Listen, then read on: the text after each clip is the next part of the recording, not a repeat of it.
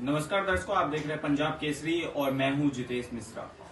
SIR को लेकर लगातार कई विवाद आपने पंजाब केसरी के माध्यम से इससे पहले भी देखे होंगे, पर यूपी चुनाव से पहले गाजियाबाद के खोड़ा कॉलोनी में वापस से एसआईआर प्रक्रिया चालू हो गई है, जिसमें बीते कई दिनों से लोग लगातार फॉर्म भरे जा रहे हैं और कहीं ना कहीं इसका विपक्ष भी जो है उल्टा जवाब देते हुए नजर आया है।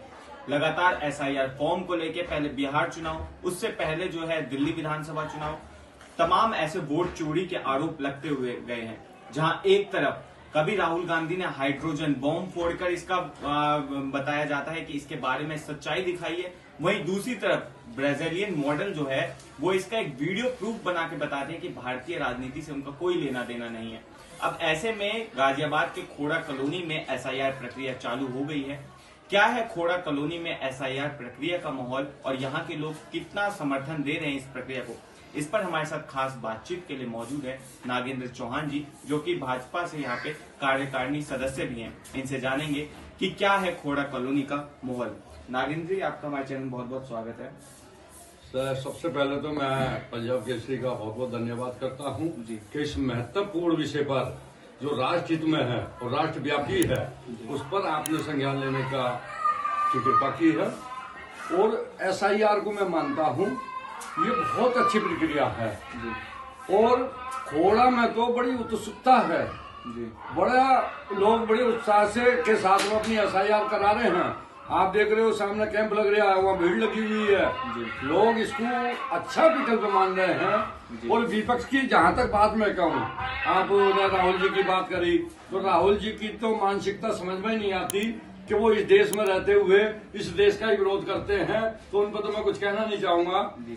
लेकिन विपक्षी जो घबराए हुए हैं, जो नरेंद्र मोदी जी के नेतृत्व में और नीतीश कुमार जी के विश्वास ने जो बिहार का दिल जीता है और बिहार में प्रचंड जीत हुई है, उससे ये सब बौखलाए हुए हैं, इनका मानसिक संतुलन बिगड़ा हुआ है जी। अच्छा, एसआईआर प्रक्रिया जो है खोड़ा कॉलोनी में चालू है, ऐसे में अभी तक की अगर बात की जाए, कितने लोगों ने इसका समर्थन दिखाया, कितने फॉर्म भरे जा चुके हैं? मैं मान रहा हूँ जहां तक मेरे संज्ञान में है तो लेके लगभग 70% या एसआईआर का काम हो चुका है और जिस सभी लोगों के पास बीएलओ जा रहे हैं और सभी उसमें अपनी भागीदारी कर रहे हैं जी।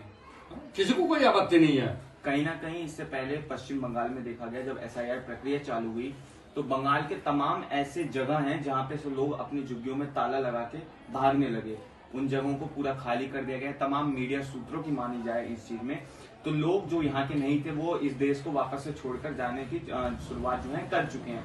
पर ऐसे में बीते दिनों ममता बनर्जी के द्वारा भी बंगाल में एक बहुत बड़ी रैली की गई जिसमें एसआईआर का विरोध किया गया। किस तरह से देखते हैं ये तो जाहिर चोर मचाए सो, क्या हम घुसपैठियों को अपने देश में रहने की अनुमति दे सकते हैं? मैं आपसे जानना चाहता हूँ। घुसपैठियों को अधिकार है हमारे देश में रहने का। किस प्रकार की गतिविधियां वो करवाना चाहते हैं घुसपैठियों से? घुसपैठियों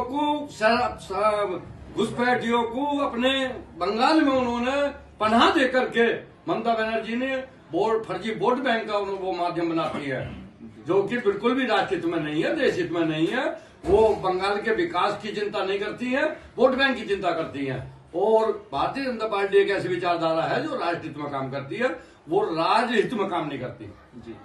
यूपी चुनाव से पहले अभी खोड़ा में चालू हुई एसआईआर प्रक्रिया, आने वाले दिनों में जो है पश्चिम बंगाल में भी जो है एसआईआर धीरे धीरे चालू हो रहा है। अभी पूरी तरह से वहां पे चालू नहीं बताया गया, पर क्या उत्तर प्रदेश में जिस तरह से समर्थन मिल रहा है, क्योंकि उत्तर प्रदेश में भी बहुत से ऐसे इलाके हैं जो कि मुस्लिम बहुल इलाके हैं, वहां पे लोगों के दिमाग में जो है एसआईआर को लेके गलत बातें बताई गई हैं कि मुसलमानों को इस देश से भगाया जा रहा है, उस चीज के ये फॉर्म भरवाए जा रहे हैं। उसको लेकर आपकी टीम और खोड़ा कॉलोनी के अंदर मुसलमान जो यहाँ रहते हैं उनके अंदर कैसे जागरूकता कर रहे हैं?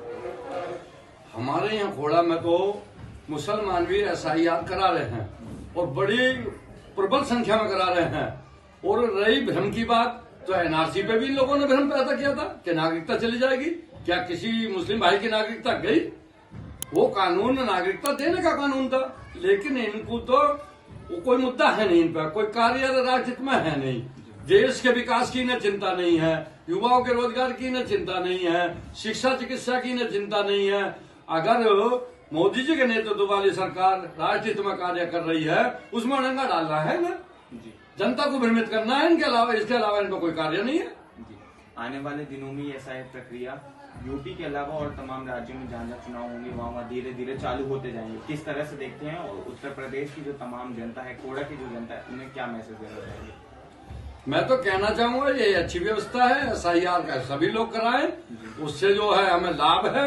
जो हमारे देश में घुसपैठ या पैठ बनाए हुए हैं, हमें उनके और वो लाभ भी ले रहे हैं, वो कम से कम हमारे देश के मूल नागरिक को मिले।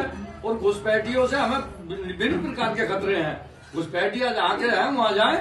और मैं तो कहता हूँ हर प्रदेश में ये प्रभावशाली होनी चाहिए, बहुत प्रभाव के साथ ये करानी चाहिए, राजनीति में है।